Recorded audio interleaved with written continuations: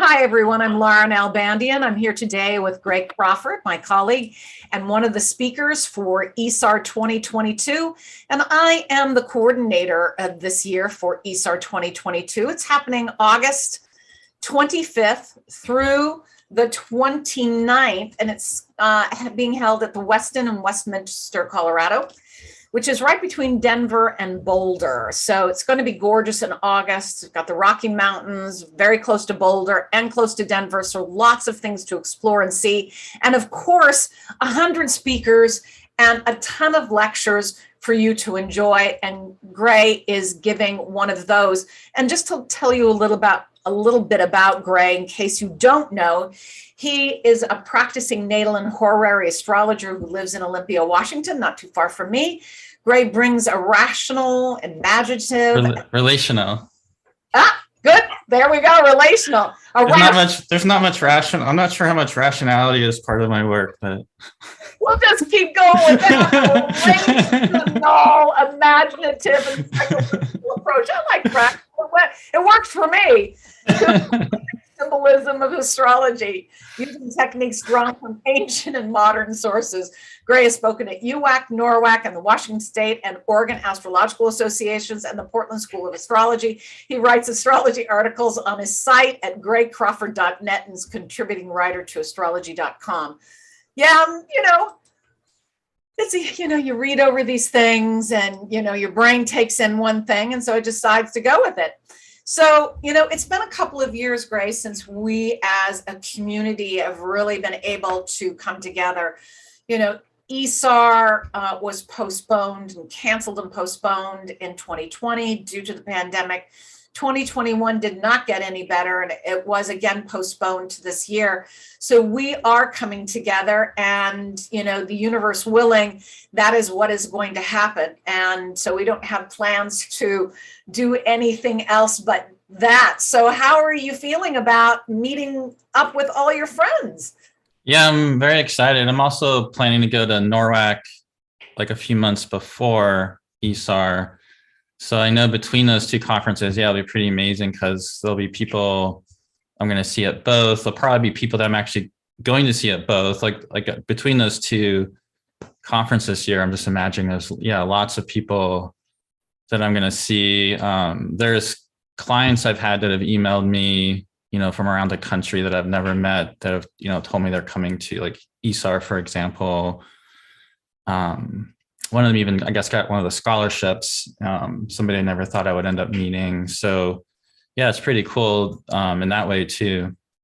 Yeah, that's cool. Colleagues as well as people you work with, in both situations. Right. Mm-hmm. And that's what a couple of the speakers were saying on the interviews is that there are people they've met over the last 2 years via this format of virtual reality that we've been existing in, that they've never actually physically in person met, and they're going to be at the conference. So it's a very exciting time in that way to meet up with, like in the old days, meeting up with a pen pal you've been writing to but never met. Yeah, right? Exactly. In the virtual reality, we've been able to see each other's faces, right? Mm-hmm. So you are doing a lecture on Friday, August 26th, and it's the first lecture session of the whole conference, 9 a.m. morning. I didn't actually realize that. Yeah, it's the first lecture session of the conference, and it's on Eros, necessity, and the creative thresholds. So tell us a bit more about that. What is this about? Yeah, so, I was asked to speak on the mythological track. So I knew that I was going to have to put something together involving mythology. And because I got selected for that track, I was thinking, really, I probably need to, I guess I don't have to, but it made me think, primarily I should be sharing a lot of mythology and then obviously connecting that to astrology. And a lot of times people do they want to do mythology about this like Pallas Athena asteroid. They're going to talk about Pallas Athena, or they're going to talk about Mercury and they're going to talk about the mythology of Mercury, or Gemini, the mythology of Gemini. And there's like these names and these mythologies and partially because I I wanted to be more open to what I want to talk about. And I also wanted to do something that's more using mythology where it's not necessarily tied to the names of things, and just talking about mythology as a way as it is like a psychodynamic, it's a creative process. And some people in astrology don't like when also like, why should you use this name and this mythology? And so I'm just wanting to use it more. How can mythology be used creatively, and how can it assist you in working with clients, and ways that what I'm going to do is talk about in ways that it could be applied to various transits. So it just wouldn't necessarily have to just be about a Pluto transit or a Neptune transit. It could be used in a way that could be applied to whatever the situation is you're noticing, if that makes sense. Well, sure. So what is it about the words eros and necessity? I get creative thresholds. Mm-hmm. So what are those words, when you came up with those words in the title, what is that about? Yeah, so the central thing I'm looking at here is a situation of somebody being at a creative threshold. And that's one of the reasons people often come to work with me. It's not the only reason, but it's often the case. And I feel like it's common for a lot of astrologers. The reason somebody is wanting to reach out and spend money on getting a consultation is because they're like, they want to do something. They feel like they're on this precipice of this big change. They want a more authentic life, a more creative life, which also kind of brings up, I'll talk a little, what does that even mean to want a more creative life or, a more authentic life? And, but their circumstances, they feel limited or constrained or frustrated. It's not just happening. And they're wanting to, like, what do the stars say, or what do the planets say, or what's going on with my astrology chart? What does my astrology chart say I'm supposed to be? They might be thinking that.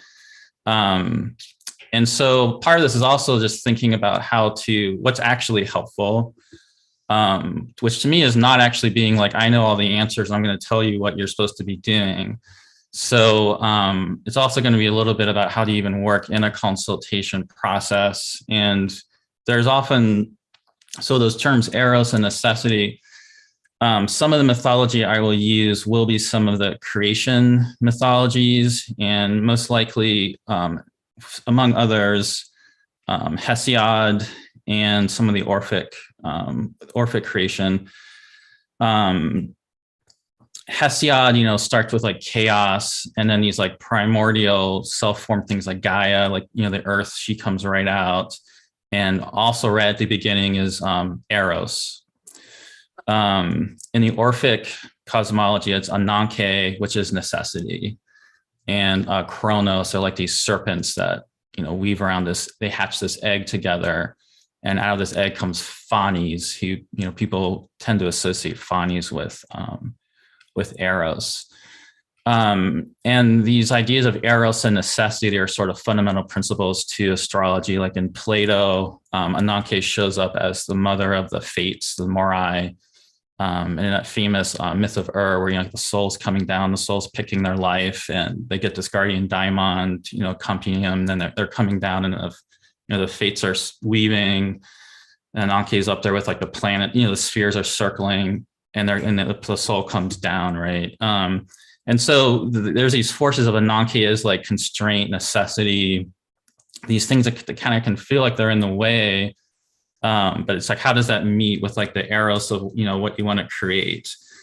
And then part of that is then being, to me, how do you, kind of be with the person you're working with, and kind of be with them more in their sense of frustration, and not being like, we have all the answers, and how can I assist you? And, you're the one that actually knows what you're supposed to, you're the one that has the answers, right?